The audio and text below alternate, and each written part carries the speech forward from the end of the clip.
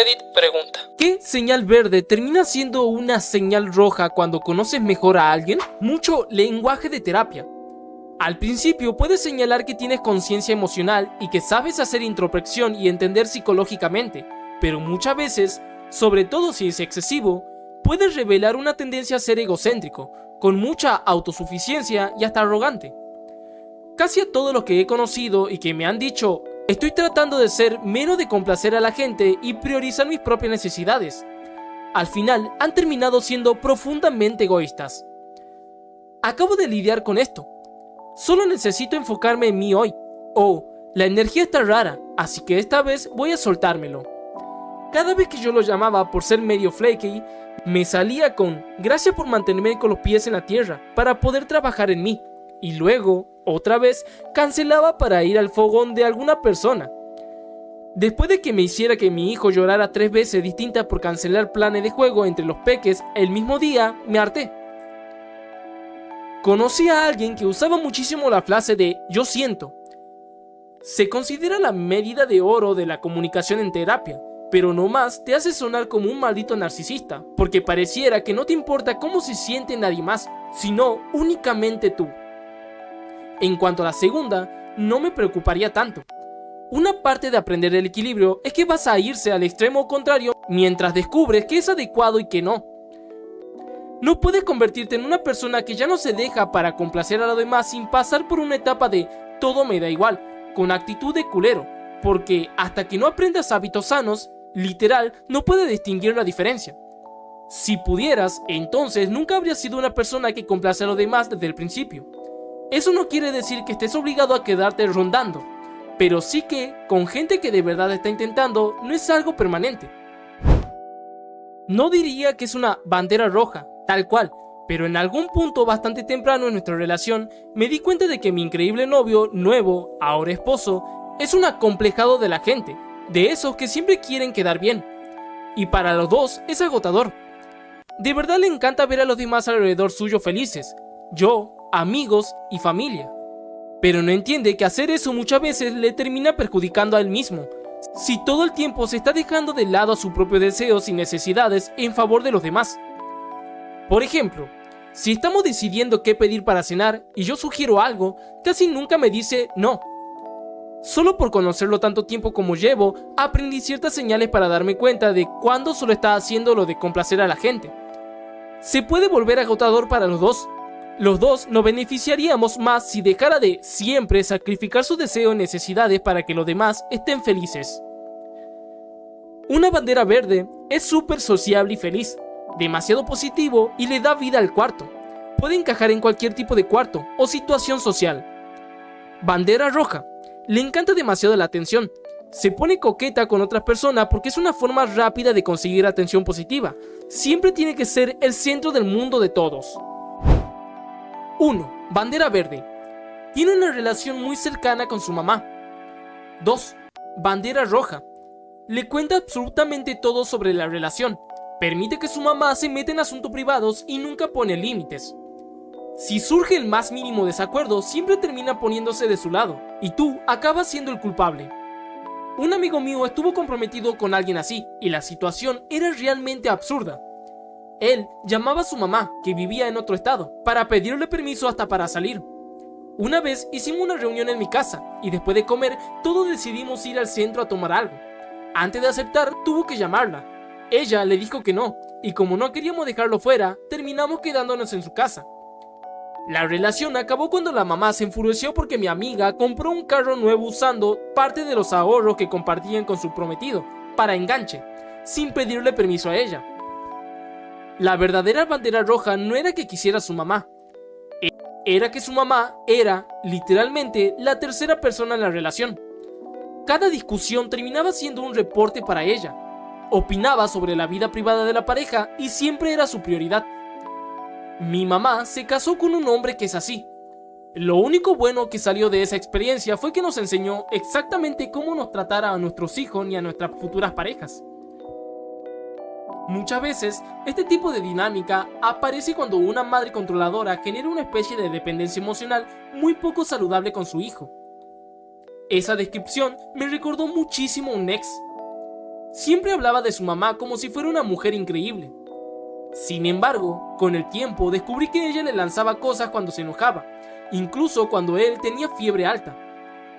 Él ya tenía 27 años y aún así seguía bajo su control.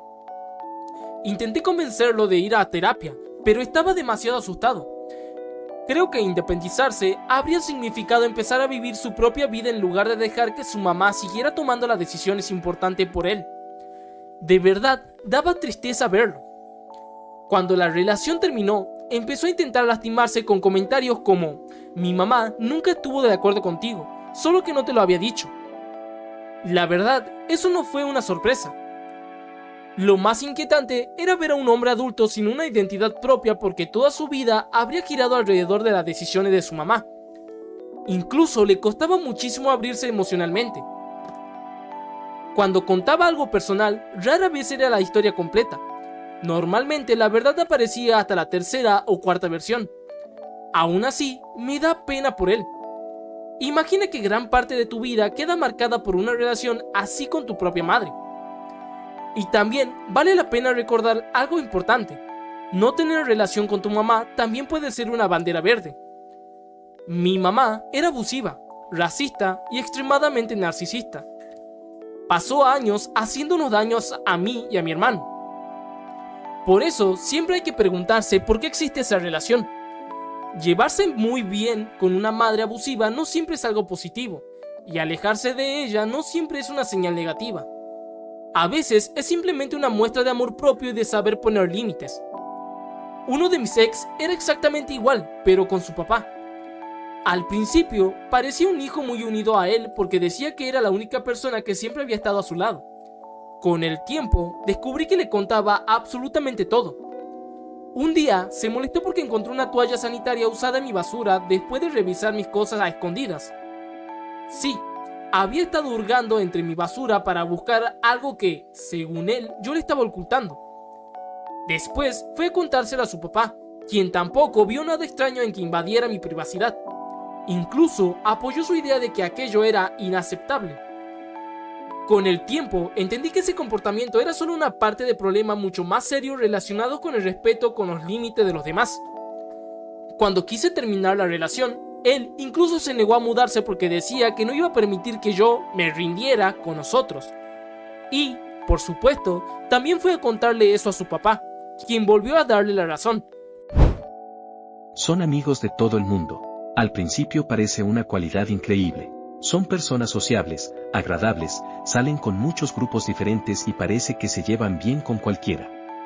Piensas, qué buena persona, tiene muchísimos amigos. Pero con el tiempo puedes darte cuenta de algo, quizá nunca llegas a tener una amistad realmente privada con ellos. Todo lo que les cuentas puede terminar circulando de alguna forma. Los secretos dejan de sentirse seguros y, cuando aparece un conflicto, muchas personas automáticamente se ponen de su lado porque sienten que todo el mundo los conoce y todos tienen una buena impresión de ellos.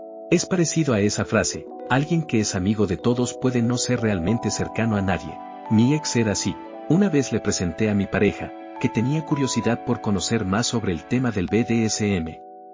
Antes de que yo pudiera explicar nada, él fue y les contó a sus amigos detalles privados sobre nuestra relación.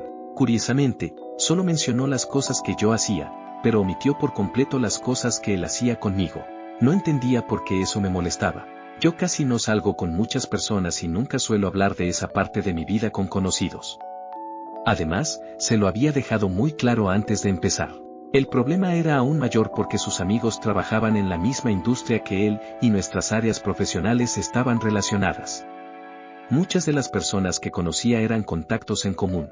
Hay una diferencia entre ser alguien agradable y tener buenas habilidades sociales, y ser una persona que necesita desesperadamente caerle bien a todo el mundo. Yo soy alguien bastante respetado en mi comunidad. En muchos de los círculos donde me muevo hay personas amables, conocidos con buena relación y también algunas amistades verdaderas. Para mí, la diferencia está en que una persona con buena inteligencia social no necesita decir que todos son sus amigos. Además, suele saber alejarse de personas con comportamientos destructivos, conflictivos o dañinos. La gente verdaderamente sociable no busca que absolutamente todos la quieran. Más bien busca rodearse de personas que la respeten y evitar la aprobación de quienes no tienen buenas intenciones. A mí me pasó algo parecido. Una persona empezó a hablar mal de mí y de mi pareja con todo un grupo después de un desacuerdo que tuvimos. La situación terminó siendo tan incómoda que prácticamente quedé fuera del grupo. Me dieron ganas de enfrentar a todos y explicar mi versión, pero mi terapeuta me hizo ver que quizá no valía la pena. Si alguien está dispuesto a sacar conclusiones sobre ti sin siquiera preguntarte qué ocurrió, probablemente no era una amistad tan sólida.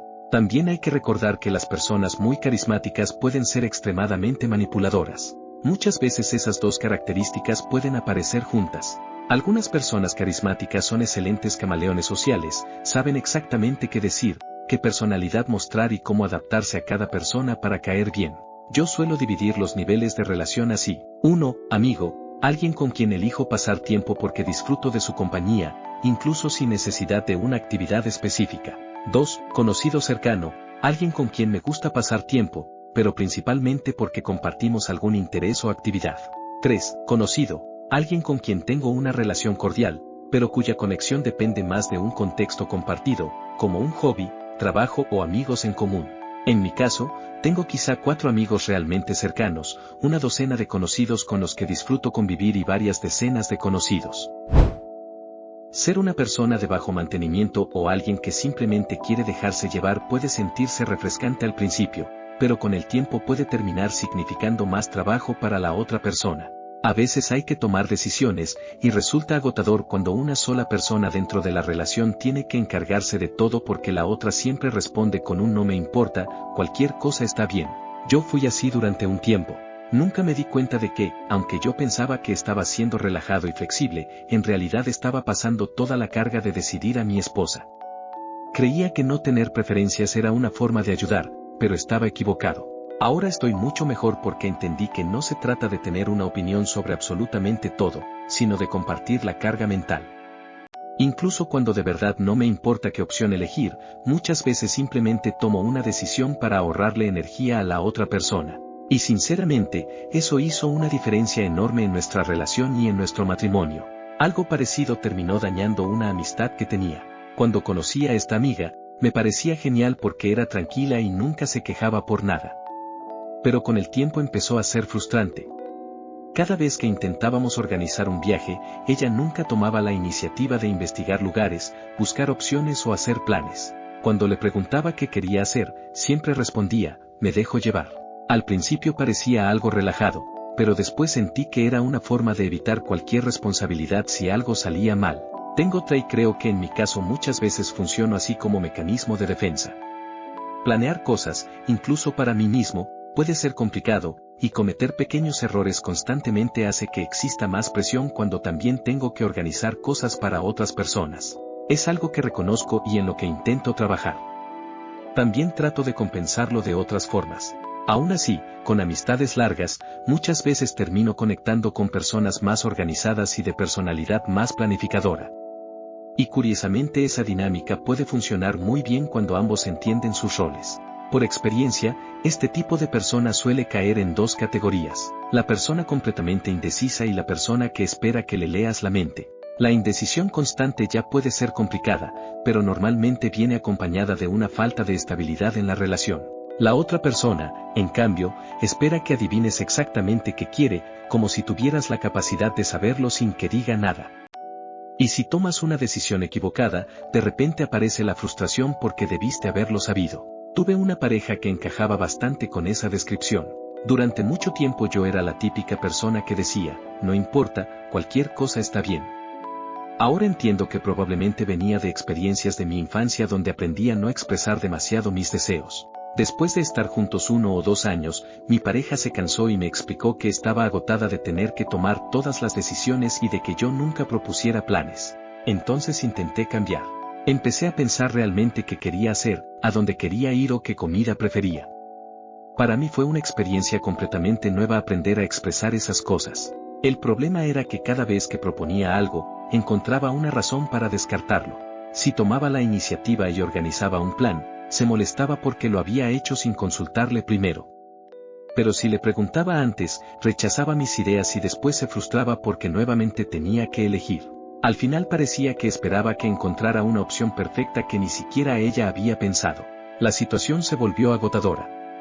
Poco a poco dejamos de salir, pasábamos más tiempo en casa y las discusiones eran cada vez más frecuentes.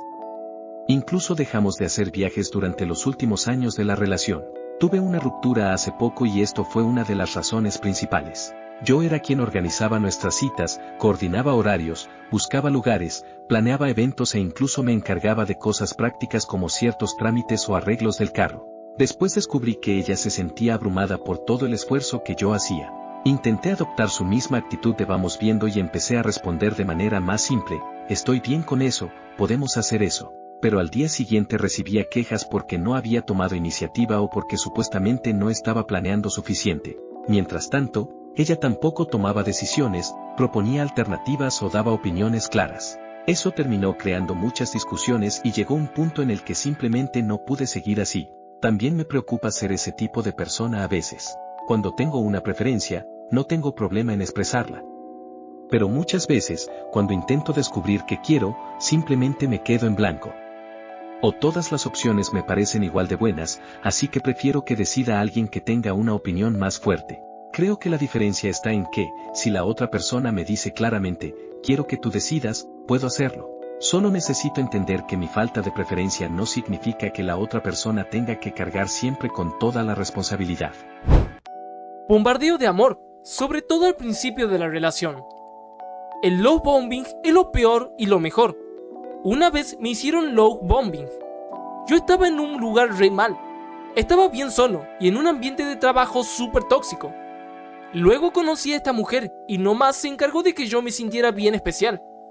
Todo el tiempo me decía lo increíble que era yo y que a todos les caía bien. Yo nunca me había sentido tan querido y estaba bien vulnerable. Terminé súper apegado a ella. Hice todo lo que pude para que estuviera feliz. Estaba cocinando y limpiando para ella y para su hijo, llevándole al niño a la escuela, y yo lo iba a recoger. Y ella, cada vez más seguido, nomás me ignoraba. Se apoderó por completo de mi casa, y literalmente le llenó de cosas que iba juntando y guardando. Y luego, ya, se cortó nomás. Obviamente empezó a engañarme. Terminamos y ella se negó a irse de mi casa. Me tomó 8 meses lograr que se fuera. Fue hace como un año, y la verdad, todavía me dolió bastante. Una vez me hicieron love bombing, mucho antes de que yo supiera y hubiera escuchado el término. Estaba súper feliz porque, después de haberla pasado tan mal por tanto tiempo, alguien de verdad estaba emocionado por mí. Luego, cortó de golpe todo, y me dejó claro que no sentía nada por mí. Ahora estoy con el amor de mi vida, y nuestros inicios saliendo fueron bastante bien, como una relación que va despacio. Yo creo que lo hago sin querer. Doy cumplidos sin problemas y siento mis sentimientos bien intensos, así que los comparto.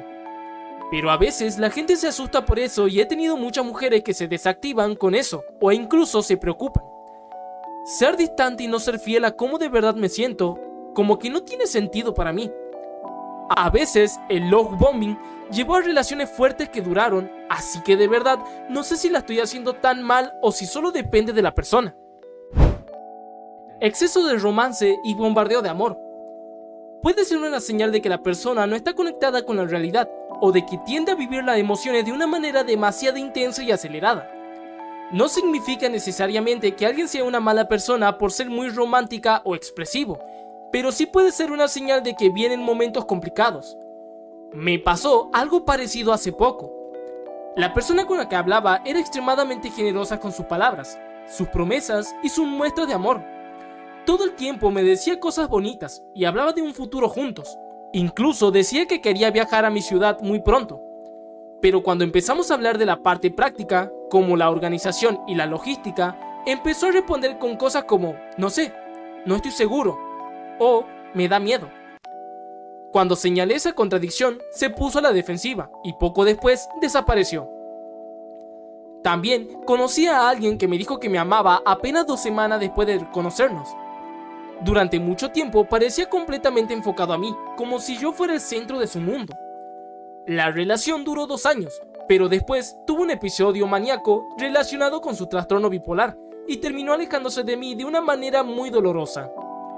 No recomiendo idealizar ese tipo de intensidad. Otra señal complicada puede ser la persona que siempre está intentando subir de nivel en todos los aspectos de su vida. Mejores amigos, mejores relaciones, mejores oportunidades. La ambición puede ser una gran cualidad, pero llevada al extremo puede hacer que alguien vea a la persona como algo reemplazable. También existe el caso de la persona que quiere ayudar a todo el mundo. Al principio parece admirable, siempre está disponible, siempre da una mano y parece tener una enorme capacidad para preocuparse por los demás. El problema aparece cuando eso se convierte en toda su identidad. De repente, si tú necesitas algo de esa persona, responde que está agotada, que todo depende de ella o que tienen demasiadas responsabilidades, incluso cuando lo que estás pidiendo es algo razonable. Intentas apoyarla y terminas involucrándote en una cadena interminable de favores y problemas ajenos. Al final, tú quedas con la última prioridad. Hace poco conocí a alguien así. Lo curioso es que yo también soy una persona que suele ayudar mucho a los demás, y para mí, hacerlo incluso puede ser algo positivo. Pero mientras escuchaba a esa persona decir que su vida era un caos porque todo el mundo necesitaba algo de ella, pensé, tal vez el problema no es que todo el mundo necesite de ti, sino que no estás escuchando tus propios límites y sigues aceptando responsabilidades que realmente no quieres cargar. Creo que este patrón aparece mucho en personas muy enfocadas en su familia, personas muy religiosas o personas que han pasado por experiencias difíciles. Gente que en algún momento sintió que nadie estaba ahí para ellos, que no eran importantes, que fueron ignorados, rechazados o lastimados. Algunas personas encuentran un propósito enorme en dedicar toda su energía a ayudar a otros o a cumplir una misión personal.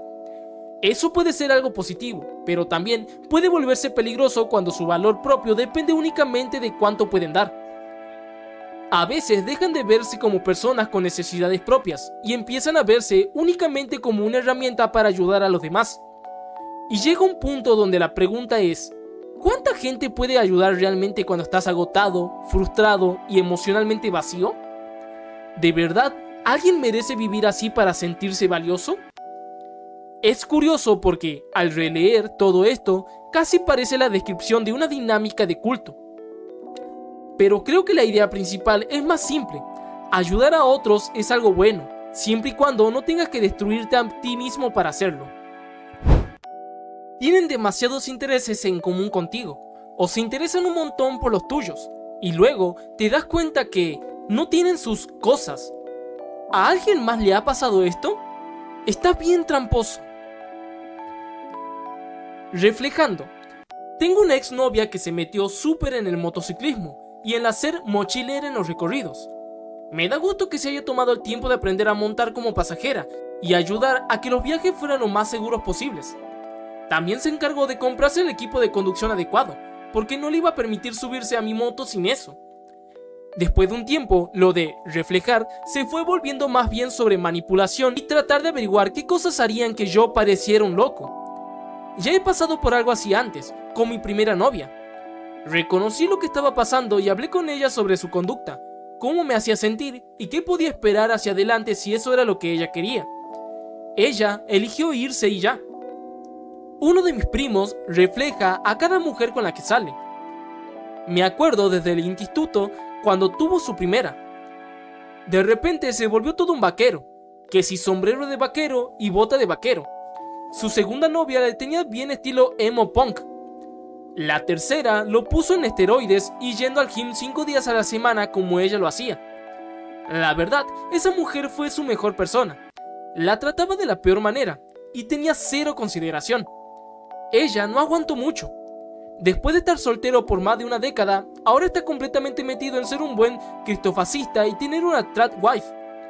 Claro que dice que todas sus ex estaban re locas. Una de las señales más recientes que aprendí a reconocer fue cuando alguien parecía compartir casi todos mis intereses, mis pasatiempos y hasta las mismas causas que yo defendía. En ese momento pensé que era el destino. Sentía que por fin había encontrado a alguien que encajaba perfectamente conmigo, pero la realidad era muy distinta. Con el tiempo descubrí que simplemente me estaba copiando. Había revisado todas mis redes sociales y mis publicaciones antiguas para averiguar qué cosas me apasionaban y presentarse como alguien idéntico a mí. Hasta el día de hoy sigo sin tener idea de quién era realmente ese hombre, y solo recordarlo me pone la piel de gallina. Algo parecido me pasó con un exnovio. Él no revisaba mis redes sociales, pero durante nuestras primeras citas imitaba todos mis gustos e intereses. Con el tiempo empecé a notar contradicciones y, cuando lo confronté, terminó confesando que había fingido muchas de esas cosas para agradarme. Me tomó bastante tiempo reunir el valor para terminar la relación. Una vez le pregunté cómo reaccionaría si viera a una persona siendo atropellada por un automóvil. Se quedó confundido y respondió, es un desconocido, no lo conozco, ¿por qué debería sentir algo? Esa respuesta me dejó muy incómoda. Lo peor era la sensación de haber encontrado a la persona perfecta. Cuando alguien te convence de que jamás encontrarás a otra persona con la que encajes igual, empiezas a justificar demasiadas cosas. Y cuando aparecen la manipulación o el abuso, irte se vuelve mucho más difícil. En mi caso tardé casi 2 años en salir de esa relación y aún así me considero afortunada. He conocido personas que permanecieron atrapadas en ese ciclo durante más de 10 años. Otra historia que me impactó fue la de una mujer que salió con un hombre que llevaba 5 años asistiendo a sus eventos de juegos de mesa. Después de 3 años de relación, él le confesó que en realidad nunca le habían gustado los juegos de mesa, solo iba porque ella le interesaba. Ella quedó devastada al descubrir que gran parte de la personalidad que conocía era simplemente un reflejo de la suya. Curiosamente, yo también hice algo parecido cuando conocí a mi esposo. En ese entonces tenía un trastorno límite de la personalidad, TLP, que hoy está en remisión, y todavía me da un poco de vergüenza recordar algunas de las cosas que hacía para agradar o encajar. Por suerte, seguimos juntos más de 10 años después y hemos formado una familia. También conocí el caso de una persona cuyo ex fingió compartir su pasión por la aviación porque ella era piloto. Incluso hablaba de su sueño de pilotar aviones de combate, aunque después quedó claro que nada de eso era cierto. Nunca voy a entender por qué alguien finge compartir intereses. Tarde o temprano la verdad sale a la luz. También hay un matiz importante. Algunas personas, especialmente algunas personas autistas, pueden recurrir al masking o mimetismo social para intentar encajar mejor. Eso no significa que quieran manipular, muchas veces simplemente tienen dificultades para relacionarse. Muy distinto es alguien que construye deliberadamente una personalidad falsa para controlar emocionalmente a otra persona. Mi papá era exactamente así. Hacía cualquier cosa para que todos lo vieran como una persona agradable.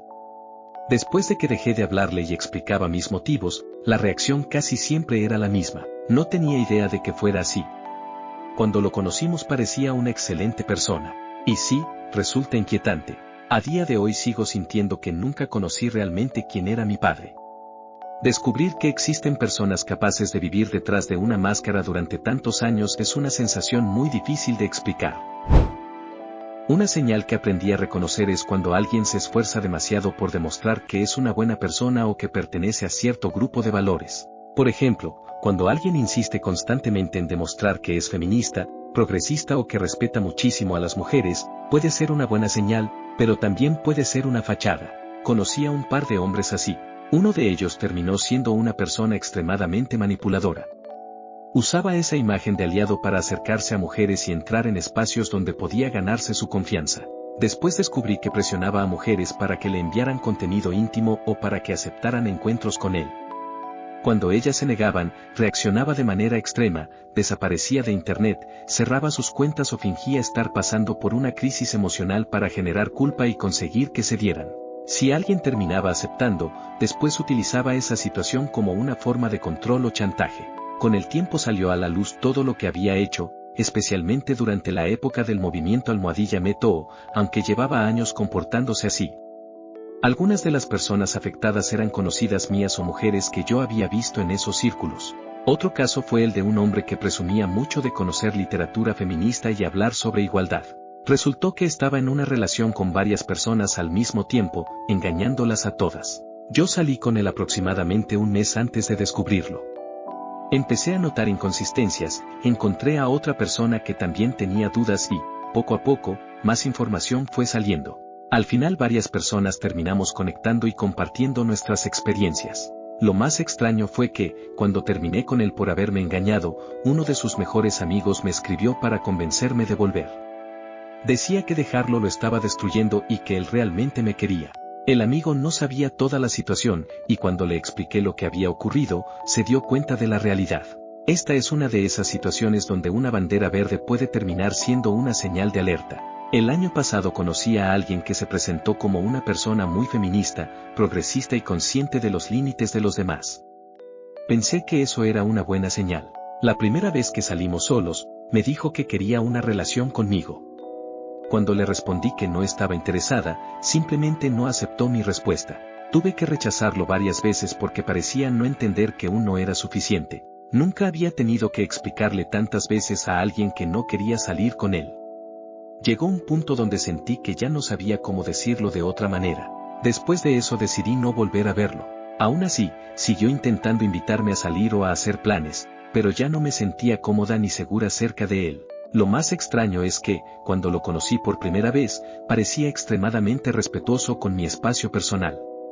Si accidentalmente rozaba mi brazo o se acercaba demasiado, inmediatamente se disculpaba. Pensé, vaya, esta persona realmente parece entender los límites. Pero cuando finalmente estuvimos a solas, descubrí que la imagen que había mostrado al principio no coincidía con la realidad.